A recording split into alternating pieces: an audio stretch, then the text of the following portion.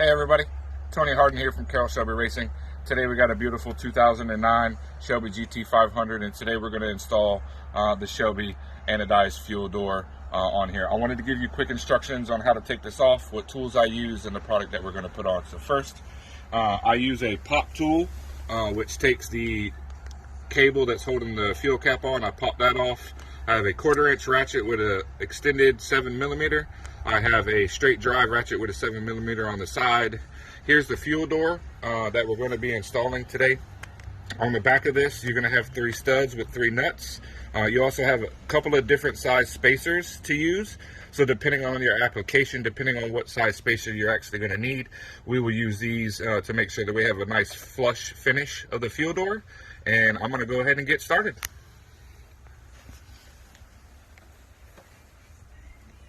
So I use a pop tool. It's just easier so you don't hurt anything in the process. You can just kind of get it behind it, kind of wiggle it side by side, and it kind of comes off itself just like that. Easy day.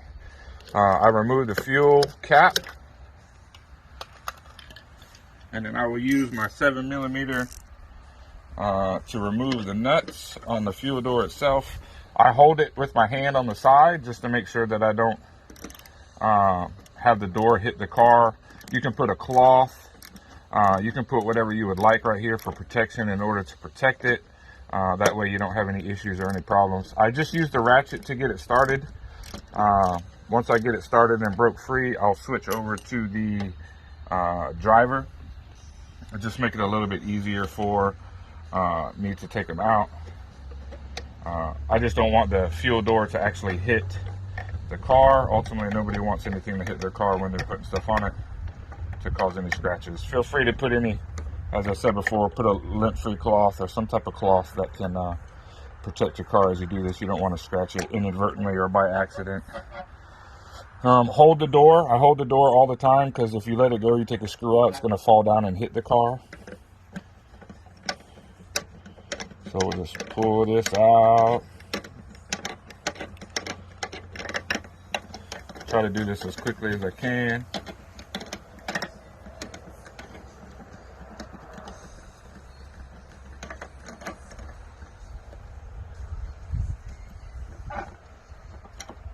Alright, other screws out. This slides forward and the whole assembly comes off. Fuel door is removed. You can set the nuts to the side, the bolts to the side. You will not need the bolts anymore at this time. We're going to do the fuel door. I have already put the correct spacers. So there are spacers on the back of these, depending on if you need or if your application requires a bigger size. You can see there is a couple of differences for different types of applications. Ultimately, that's fitment, right? So fitment to make it flush and good. I don't need these 2, so I'm going to put these 2 back. We've used the small ones on this side. Make sure it is orientated correctly, and then bottom hole goes here, top hole goes here, bottom goes here, and this is your buffer here on the side. It is good to open the door to be able to use as you try to get it on and kind of fit it. So I will fit it.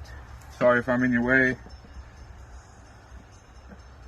All right, so you just hold the side so you don't go crazy. Kind of line it in a little bit. You're gonna push it in until she kind of goes flush. All right, so ultimately the fuel door is flush, right? This is exactly what it's gonna look like. It's gonna have a nice smooth edge all the way around and be perfectly fine. But we're not finished yet. The last thing you're gonna do is you're going to take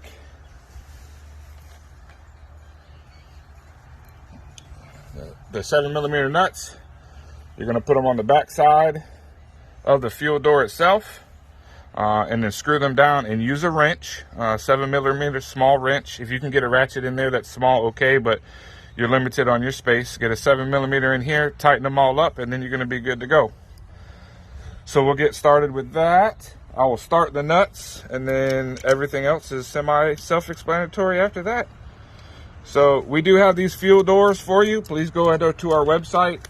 It is new, it is updated. A lot of work has been put into that to bring you the products that you need for your cars. We greatly appreciate all your support. We appreciate everything that you do for Carroll Shelby Racing. Look forward to future endeavors and what we do. Thank you, and you have a good day. See ya.